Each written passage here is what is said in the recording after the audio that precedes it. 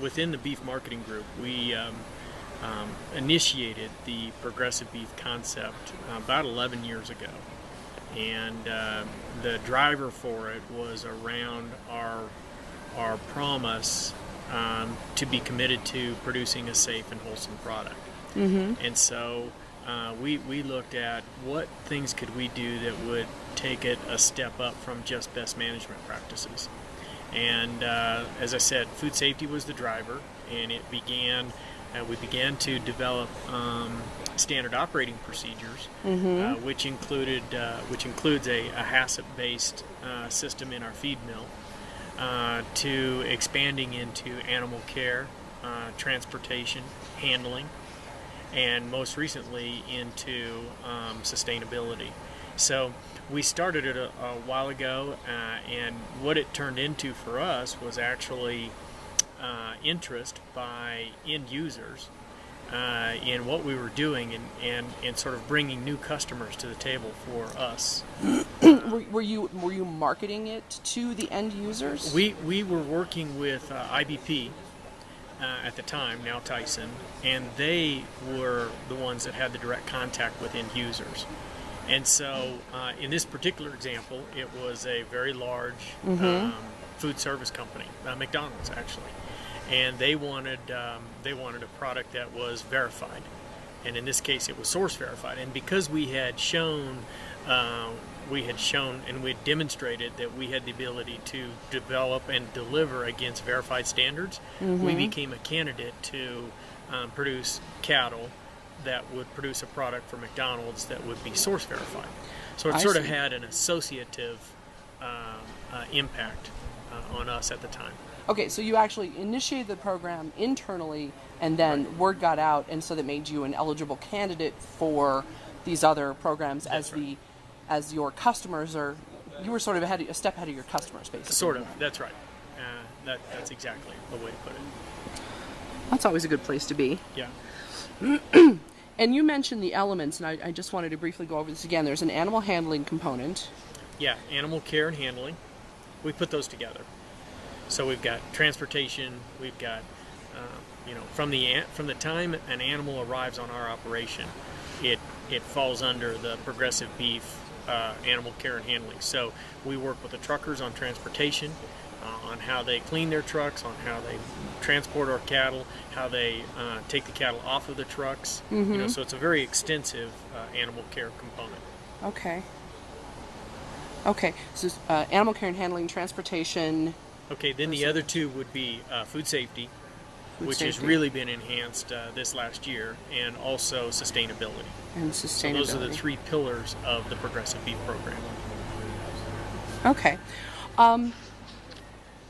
Now, as you're doing all of this, and you have these like four pillars of this program, and they're verified, and we discussed some of the audits and such, what is the additional cost factor versus the additional profit factor that you're getting out of this? Really good question, and it really hasn't been totally determined. It's very hard to quantify that. We feel like that we can contribute to this whole commitment to the meat case in the areas of food safety, animal care, sustainability, and actually help those that are responsible for that meat case, mainly retail, enhance their respective brands by bringing assurance to the table along these three areas. And so if we can do that, then that increases demand for the processor that is actually producing the meat product for that end user. And if we can create that demand signal, then that processor, it's sort of like a domino effect. That processor then will look to us and anybody else that's involved in the progressive beef program as preferred suppliers. So you have this program, the Progressive Beef Program. That is sort of your brand name. Is that a brand name associated with the program or with the beef itself, or both? Actually, very good question again. It's a brand for the program. Okay. And actually, the Progressive Beef Program is now the property of Pfizer Animal Health. When you talk about sustainability, my question is going to be, whose sustainability? Our definition of sustainability may not be the right one. You know what? We are all, our industry continues to struggle with exactly what that means, and really it points out the need for a standard. But what we have taken on is the approach to show our commitment and verify our commitment to supporting communities in which we operate. So we verify, for example, that we purchase as many as we can of the feedstuffs, the corn, so on and so forth for our cattle from where our operations, from the local farmers and so on and so forth in the geographic area in which our operations exist. We support the local communities by employment. Our companies employ the people that live in these rural areas where our operations exist, and so we're verifying that. Another component of our definition of sustainability is environmental compliance. So where we have state regulations for how water is handled, how affluent is handled, we are in absolute compliance with that. So that becomes a standard within the Progressive Beef, that we are compliant with all regulations. Another would be the disposal of or the use of affluent from our operations. Right. So that becomes fertilizer that we put on the local farm ground that's around the operation. So those would be the three pillar components within sustainability that we've developed standard operating procedures around. Okay. All right. That's good to know. Talked about the vaccine, the E. coli vaccine part of this. And you have been using the vaccine. Were you part of the Pfizer's test cattle? We actually are as we speak. We actually, some of the previous work that had been done with the SRP vaccine had been done. We cooperated in some of that work. There had been some that has quite a bit that has been done outside of our operations. Cargill was involved in it, and so on.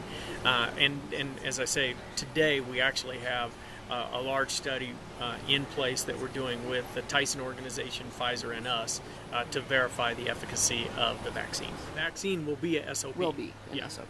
So, and the vaccine in and of itself is an interesting one because it has the capability of being verified very easily with a very simple swab or a blood test, because it does raise the titer level in the animals, and that's important because we have to administer it 3 times to get the efficacy that we're after, and so we can verify that it's been given once, twice, or 3 times.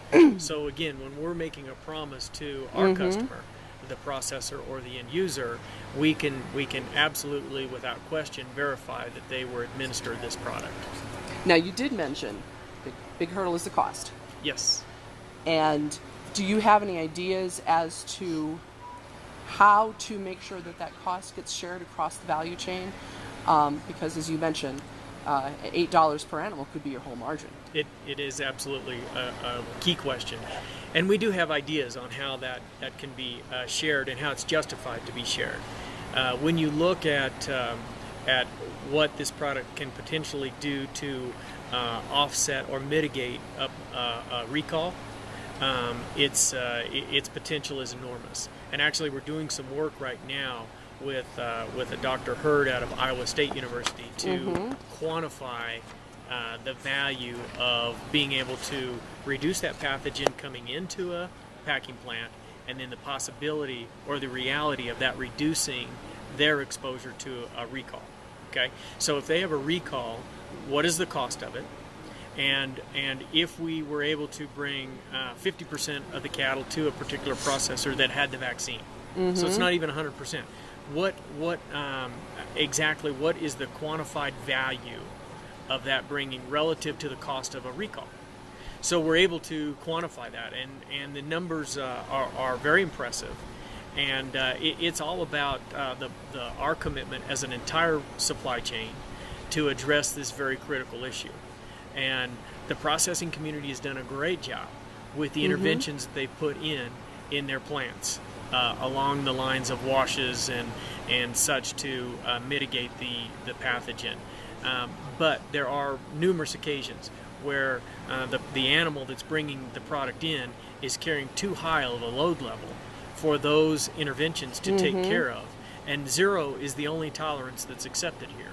So the idea is if we reduce that and then allow those interventions to work 100% of the time, we in fact have created value.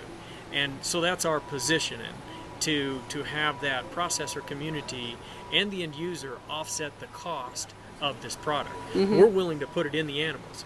That's another cost, because we have to do it 3 times. We're willing to do that. We're willing to do our fair share, but the cost of the product has to be shared up the line for us to justify it, because the product itself, it's a vaccine, and by the way, it's a totally natural product, but it's a vaccine, and it doesn't do anything to the animal in terms of make them more efficient. So there's no benefit to us on the live side or on the pre-harvest side. Have you gotten pushback from processors on that? Yeah. We certainly have, and it's a tight margin business, and everybody, the system is very reluctant to consider added cost, and it's a difficult proposition because it's assurance that you're bringing to the table. So, do you expect that the that the numbers crunching that Dr. Hurd is doing is going to be a good selling point for you when you're going to the processors? Absolutely. Okay. Yeah, we're counting on that to help us quantify, the value of this intervention as it relates to the potential of a recall. Got it. And which nobody thinks they're going to have. And nobody thinks they're going to have, and nobody wants, obviously, but it happens. It happens every day. We know that in our industry, these animals carry this pathogen. It's a natural occurring issue, and there are benefits to us. There certainly are benefits on the live side. For example, if we vaccinated all of our cattle, would we be able to show a reduction of the pathogen in our operation in the dirt? And so interesting. Those are angles that we're looking at, because that would have value to us as well. So we would be one more step in environmental compliance and so on to do our share to reduce this pathogen from an environmental standpoint. There were some questions raised in the session that we had just attended regarding this type of program, this type of marketing program, and the assurance, the steps, the verification that you're taking. And what does this mean to the industry's commitment to share food safety information across the board? That the existence of such a program and the promotion of such a program would block or make less imperative the idea of sharing food safety information and food safety techniques across the industry. And I wondered how you felt about that. If you think that having one brand with more of those assurances behind it is a benefit to food safety, or if you feel that yes, there might be some distraction, among processors and such in terms of sharing some of this information. It's a very interesting question, and our hope is that progressive beef could be adopted industry-wide and become a standard for the whole industry, so all processors could benefit equally. And all brands could have an opportunity to create additional value, but we got to get started, and it is a chicken or the egg thing. So I think to answer your question, there will be some that will do everything they can to create differentiation because of the added value that the progressive beef brings to the table. Our hope is that it does not impede transparency across. So we're very careful about trying to suggest that we could go down a path of safe beef versus non-safe beef. Right. The things that we believe bring more value is the promise of an assurance, the animal care and handling piece, as well as a sustainability piece. Because you're more than willing to share the information from the progressive beef program for a price in your case. Right.